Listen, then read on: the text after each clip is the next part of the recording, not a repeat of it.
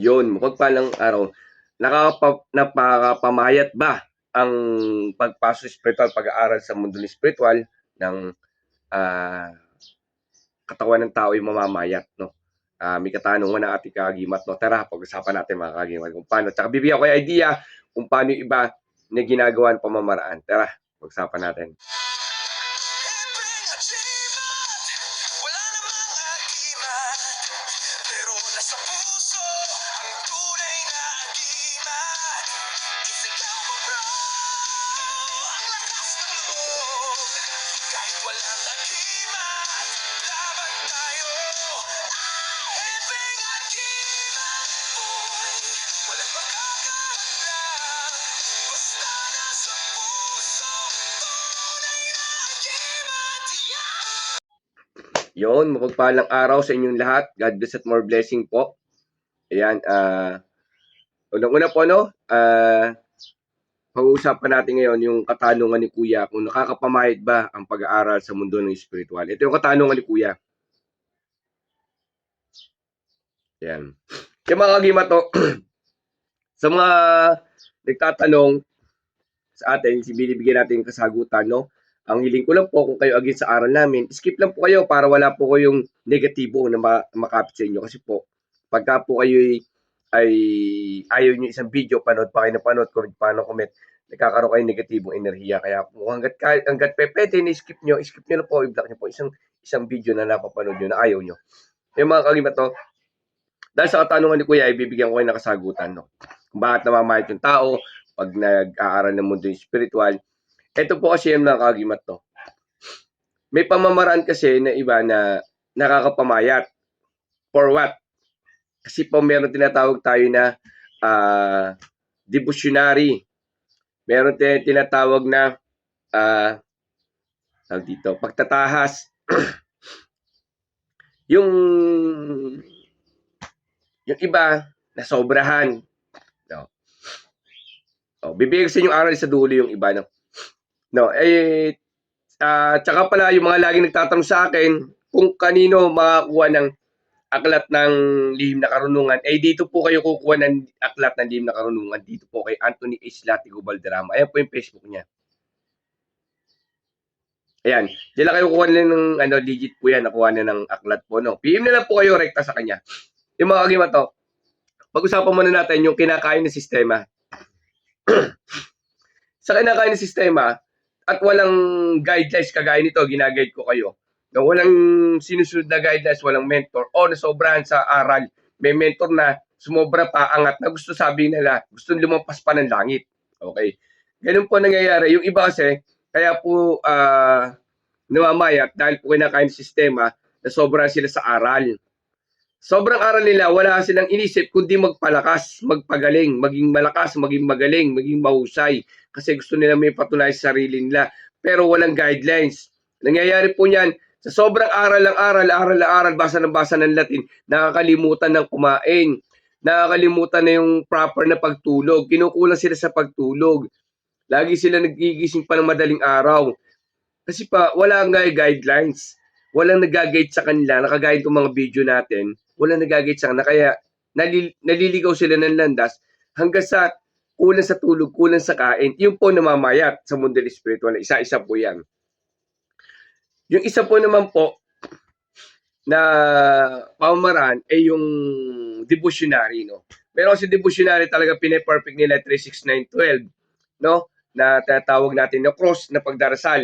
Meron diyan, merong gumigising pa ng madaling araw, no? Ngayon naman, kung kayo laging puyat, ina-alternate ng iba na damihan naman ng kain. Ang problema mo, kung nagdidebosyon ka, marami kasing bawal dyan. Diba? Una, ang pagtatalik ay bawal pag sa nagdidebosyon ka. Tapos, bawal pong karne dyan. Yung iba po nagdedebosyon, hindi nakakain ng gabi, no rice sa gabi. Or buong 49 days, no rice. No rice, no meat. Okay.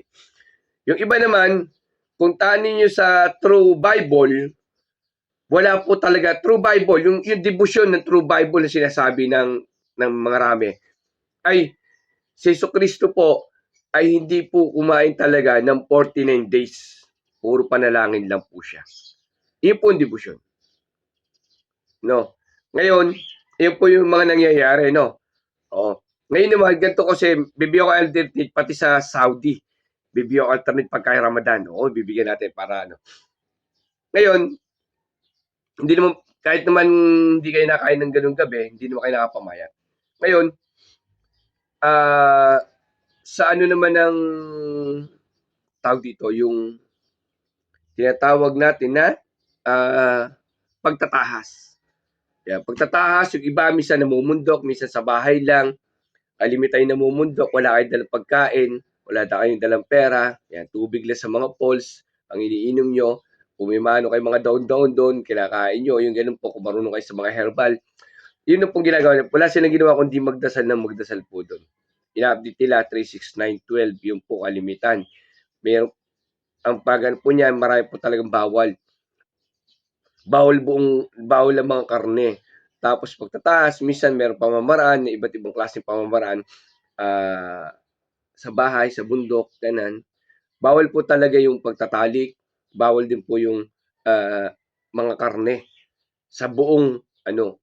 Ngayon, meron kasing ginagawa yung iba, isang orasyon 1 week o yung iba isang orasyon 1 month para kumapit ng sagad po. No, sa pamamaraan naman nila na ganyan, yung iba kasi hindi talaga nakain ng rice. Buong buong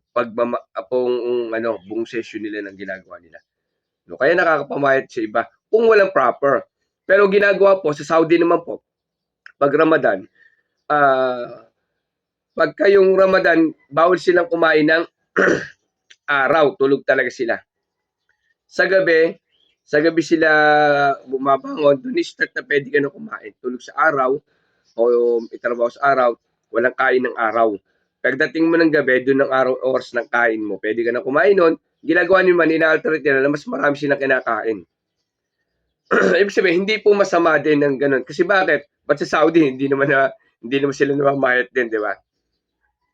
Nandun po sa proper po kasi. Ngayon, kung kayo naman nagdidebosyon, kagaya nung kulang sa tulog, kailangan, pagdating ng araw, umaga, damihan nyo naman ng tulog. Di ba? Para nakakabawi yung katawan natin. Kailangan po kasi, sa mundo ng spiritual, mga kagimato, kailangan kasi level kasi yan. Hindi kasi pwedeng puro spiritual. Sabi ko kasi yan, di ba? Trabaho, pamilya, kaibigan, tapos yung spiritual.